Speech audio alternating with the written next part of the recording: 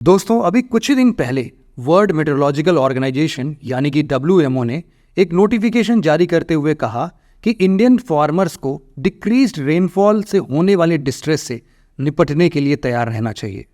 WMO ने Indian subcontinent में होने वाले डिक्रीज्ड रेनफॉल की वजह पैसिफिक ओशन में होने वाले एल नीनो ऑसिलेशन को बताया है।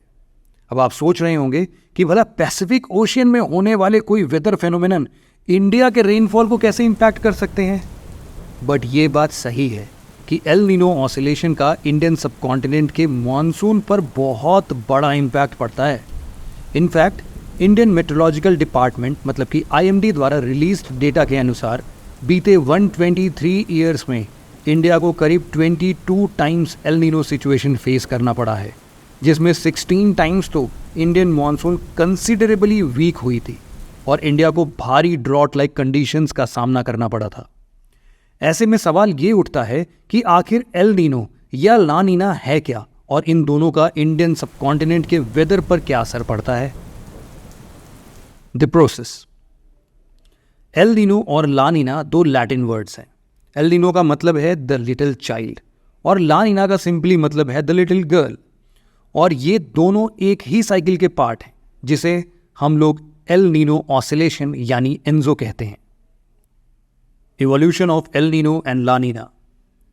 अब आपके मन में ये सवाल उठ रहा होगा कि आखिर एल नीनो और ला नीना का इवोल्यूशन हुआ कैसे। इन दोनों टर्म्स को समझने के लिए सबसे पहले हमें पैसिफिक ओशन की ओशनो वेदर कंडीशंस को समझना होगा। नॉर्मल कंडीशंस में पेरू कोस्ट से वेस्टर्न पैसिफिक ओशन की तरफ ट्रेड विंड्स चलती है, जिससे कि हॉट वाटर स्ट्रीम ऑस्ट्रेलिया और एशिया की तरफ जाता है। इसलिए वहां पर लो प्रेशर क्रिएट हो जाता है। इसी प्रोसेस की वजह से पेरू कोस्ट पर टेम्परेचर कम हो जाता है और वहां हाई प्रेशर क्रिएट हो जाता है। ट्रेड विंड्स के इसी डायरेक्शन की वजह से पेरू कोस्टल रीजन में डीप अपवेलिंग होती है, जिससे सी फ्लोर के माइक्रो न्यूट्रिएंट्स बिल्कुल गहराइयों से सरफेस पर आ जाते हैं। ये अपवेलिंग प्रोसेस पेरू के रिच फिशरीज सेक्टर का बहुत बड़ा फैक्टर है। वहीं वेस्टर्न पैसिफिक के ऑस्ट्रेलिया एशिया रीजन में लो प्रेशर होने की वजह से यहाँ अच्छी बारिश होती है। ये low pressure region Indian monsoon को भी स्ट्रेंथन करती है, जिसकी वजह से इंडियन सबकॉन्टिनेंट में रेनफॉल होता है। ये तो बात हो गई नॉर्मल कंडीशंस की, लेकिन एल नीनो इवेंट में ये पूरी प्रोसेस रिवर्स हो जाती है। एल नीनो की कंडीशन में पेरू कोस्टल एरिया से वेस्टर्न पैसिफिक ओशन की तरफ जाने वाली ट्रेड विंड्स कमज़ोर पड़ जाती हैं, जिससे हॉट वाटर स्ट्रीम ईस्ट से वेस्ट की तरफ ना जाकर वेस्ट टू ईस्ट की तरफ से फ्लो करने लगती है। एल नीनो इवेंट में वार्म वाटर पेरू कोस्ट पर जमा हो जाता है और इससे पेरू में हाई प्रेशर की जगह लो प्रेशर क्रिएट हो जाता है। एल नीनो के इवेंट में पेरू कोस्ट पर अपवेलिंग सिग्निफिकेंटली वीकेन होने लगती है, जिससे वहां के फिशरीज सेक्टर को मिलियंस ऑफ डॉलर्स का नुकसान उठाना पड़ता है। एल नीनो मॉनसून विंड्स को वीकेन करता है, जिसकी वजह से साउथ ईस्ट एशिया और इंडियन सबकॉन्टिनेंट में कंसिडरेबली लेसर रेनफॉल देखने को मिलता है।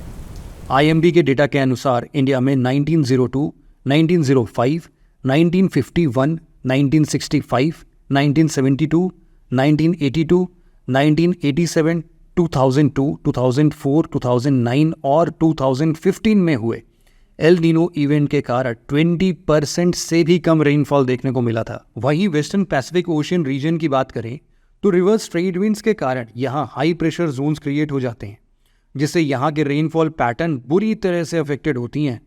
यहाँ पे भी नोटवर्दी है कि एल नीनो कोई रेगुलर साइकिल नहीं है।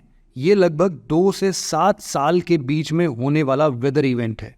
साइंटिस्ट अभी तक एल नीनो ऑसिलेशन के प्रोसेस और इसका मॉनसून के साथ कोरिलेशन को पूरी तरह से समझ नहीं पाए हैं।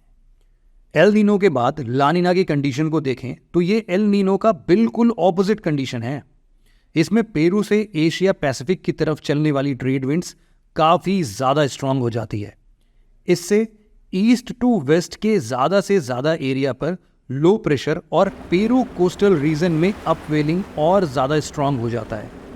ला नीना के इवेंट पर इंडियन मॉनसून विंड्स और भी स्ट्रांग हो जाती है और रिजल्टेंटली इंडियन सबकॉन्टिनेंट में एवरेज के कंपैरिजन में सिग्निफिकेंटली हायर रेनफॉल होता है। Impact on Indian climate, agriculture and other segment. El Nino का इंडियन सबकॉन्टिनेंट में सबसे बड़ा इम्पैक्ट है मॉनसून के ऑनसेट में डिले होना, जिससे इंडिया में ड्रॉट जैसी सिचुएशन बनने लगती है। ड्रॉट की वजह से पूरा इंडियन एग्रीकल्चर सेक्टर अफेक्ट होता है, और चूंकि इंडिया में एग्रीकल्चर टोटल एम्प्लॉयमेंट का नियरली 45% कंट्रीब्यूट करता है, इसीलिए इस सेक्टर में डिसरप्शन इंडिया के अदर सेक्टर्स को भी प्रभावित करता है।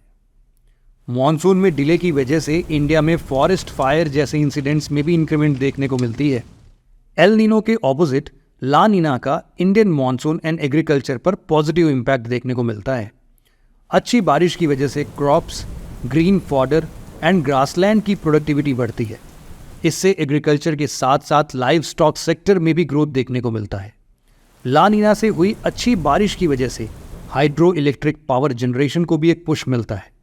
इन्हीं सब फैक्टर्स को कंसीडर करने के बाद हम ये कह सकते हैं कि जहां El Nino Indian agricultural sector के लिए एडवर्स कंडीशन क्रिएट करता है, वहीं ला नीना का ओवरऑल इम्पैक्ट इंडिया के इकोनॉमिक ग्रोथ, एनवायरमेंट और बायोडाइवर्सिटी के लिए फेवरेबल है। तो दोस्तों, ये तो था एक brief overview El Nino oscillation और इसका इंडियन मॉनसून पर होने वाले इम्पैक्ट्स का। मिलते हैं आपसे ऐसे ही और इंटरेस्टिंग वीडियो के साथ। जय हिंद।